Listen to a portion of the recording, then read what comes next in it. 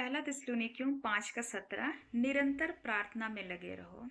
इस पद का लेखक मेरे प्रियो हमसे क्या कह रहा है? निरंतर मतलब लगातार प्रार्थना में लगे रहो। हालेलुया! क्या ये संभव है? बिल्कुल संभव है। जब हम अपना पूरा समर्पण का जीवन यीशु मसीह के साथ में हम जीते हैं। मेरे प्रियो, जब हम मसीही जीवन का बात करें तो हमारा जो परमेश्वर है वो जिंदा परमेश्वर है। वो सब चीज़ों को जानता है। हर एक चीज़ उसके कंट्रोल में है। हम और आप भी उसके कंट्रोल में हैं।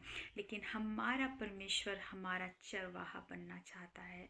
वो चाहता है कि हमारा जो सृष्टि है अर्थात परमेश्वर का जो सृष्टि है उस हर एक चीज़ उसके नियंत्रण में हो।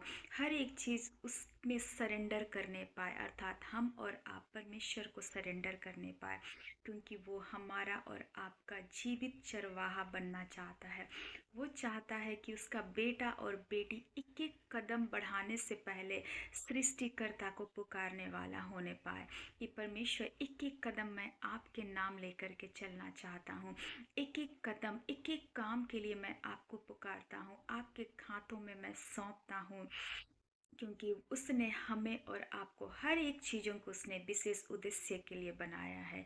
और उसका उद्देश्य हमारे और आपके जीवन से क्या है? उसकी स्तुति करना, उसके नाम को सबसे ऊंचे में रखना। हालेलुया! क्या आप अपने जीवन से परमेश्वर पिता के नाम को सबसे ऊंचे में रख पा रहे हैं? इसीलिए यहाँ पर वचन हमसे क्या कह रहा है? निरंतर प्रार्थना में लगे रहो। जब हम निरंतर प्रार्थना में लगे रहते हैं तो हमारे सृष्टिकर्ता के नाम को मेरे प्रिय हम सबसे ऊंचे स्थान में हम रखते हैं। हर एक चीज़ों को हम उसके हाथों में सौंप करके जब हम जीवन को जीते हैं और परमेश्वर जब हमारे जीवन को चलाता है तो हमें कभी भी किसी भली वस्तु की घटी नहीं होगी। इसीलिए हम अपने अपने जीवन को परमेश्वर के हाथों में सौंपें और निरंतर हम उससे जुड़े रहने पाए आत्मिक रीति से। हालेलुया!